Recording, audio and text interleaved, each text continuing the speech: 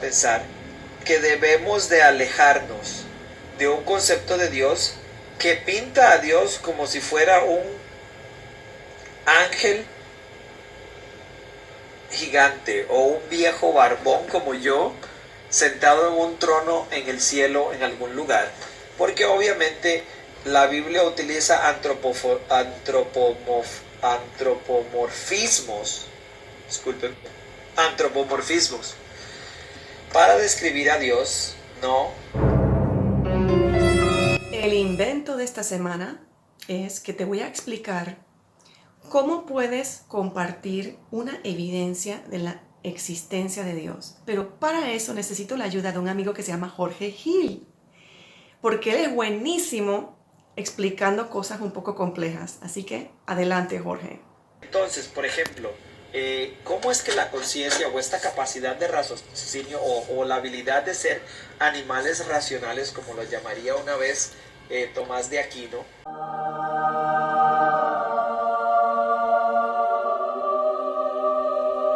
Jorge nos va a explicar el significado de la conciencia como evidencia de la existencia de Dios.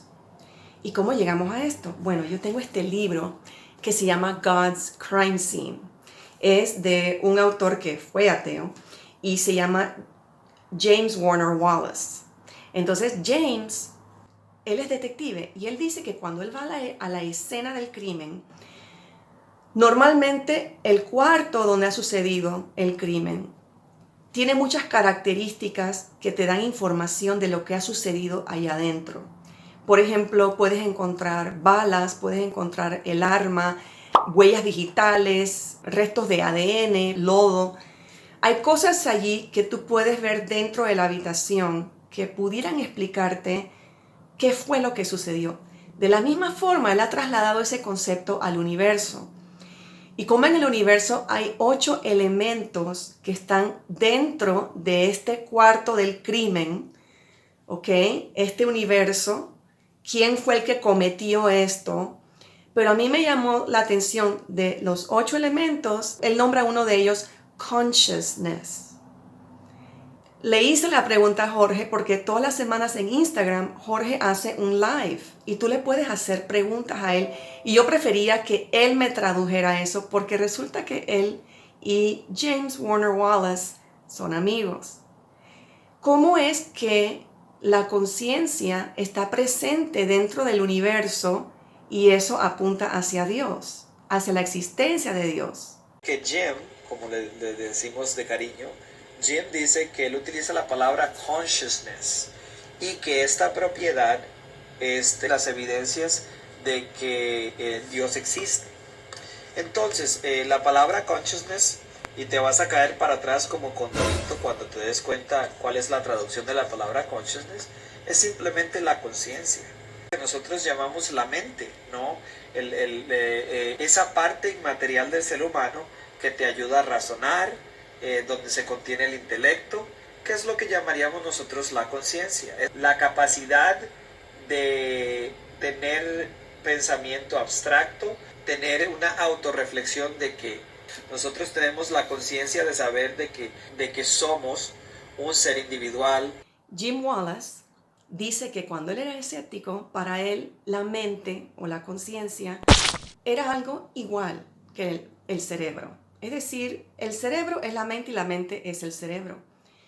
Pero cuando empezó a estudiar más las propiedades del cerebro, las propiedades físicas, su tamaño, su peso, por ejemplo, cualquier actividad neurológica puede detectarse en qué parte del cerebro está. La mente es subjetiva, o sea que la mente se forma ideas y razona porque tiene la libertad de hacerlo, no está sujeta a medidas físicas debido a que tenemos libertad de formarnos un criterio, de razonar. Eso es lo que a nosotros nos indica que la mente tiene una propiedad completamente diferente al cerebro, aunque ambos están relacionados. Porque hay propiedades en el cerebro que no son idénticas a las propiedades de la mente y viceversa.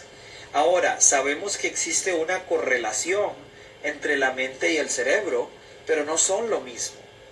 Ahora, existen ateos que le llaman a la mente una propiedad emergente o a la conciencia una propiedad emergente, que dicen que es una propiedad que surgió en un punto en la evolución, pero obviamente estas son afirmaciones que no pueden ser avaladas o no pueden ser confirmadas en una cosmovisión meramente naturalista, que se le suma lo que se llama el fenomenalismo, o sea que es un fenómeno emergente. Por eso hay evolucionistas que son fenomenalistas, o sea que afirman los fenómenos de la conciencia, o de que la conciencia o la mente es algo inmaterial.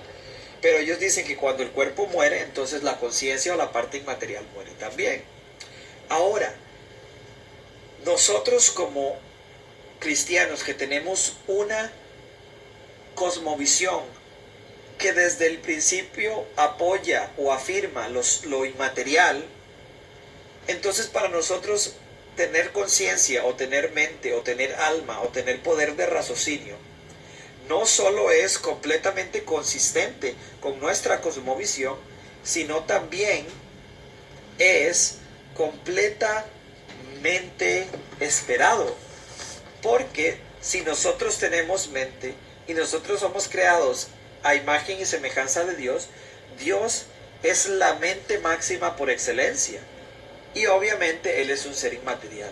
Entonces, desde el surgimiento o desde el punto de partida de una cosmovisión cristiana, la de nosotros tiene el poder explicativo más grande y la capacidad y la consistencia lógica más grande que cualquier cosmovisión que está allá afuera.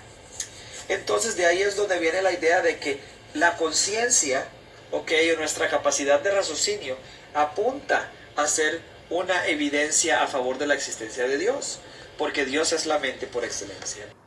El otro detalle que sería muy interesante que Jorge nos explicara es cómo él puede manejar también y explicar esto al mismo tiempo. Porque ¿cómo es posible que de la materia gris pueda surgir una mente inmaterial? Pero fíjense que un día Jesús llama a un hombre llamado Felipe. Felipe, sígueme.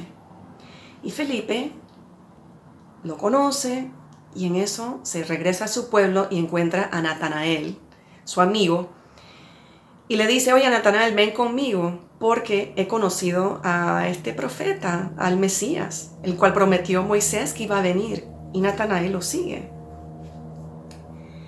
Pero cuando Natanael se va acercando, Jesús, que dijo ser Dios, por ende debería tener el conocimiento omnisciente que Dios tiene, o sea, que no tiene límites, todo lo conoce.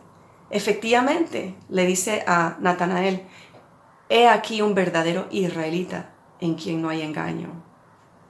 Jesús sabía exactamente el carácter de integridad que tenía este hombre y Jesús nunca había estado con él personalmente. Jesús nunca lo había tenido a la par, ni tampoco Natanael sabía quién era Jesús. Y él se sorprende y él dice: pero tú, ¿de dónde me conoces?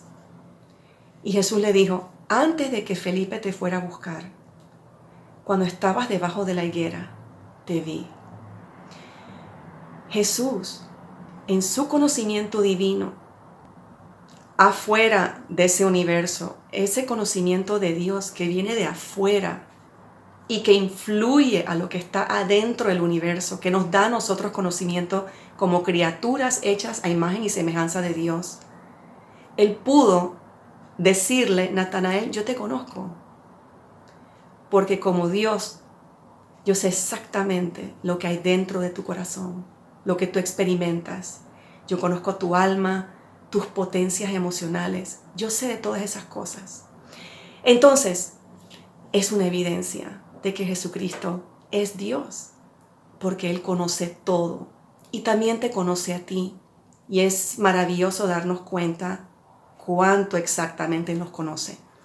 Pero ve ahora y practica con un compañero, una compañera, un amigo, una amiga, cómo responder a esto, porque yo no pienso que es tan fácil explicarlo. Entonces practica con alguien, porque tú nunca sabes si el día de mañana te vas a encontrar con alguien que te va a decir que tú basas tu fe en lo invisible, en cosas que nunca has visto, y les puedes dar evidencias bien explicadas.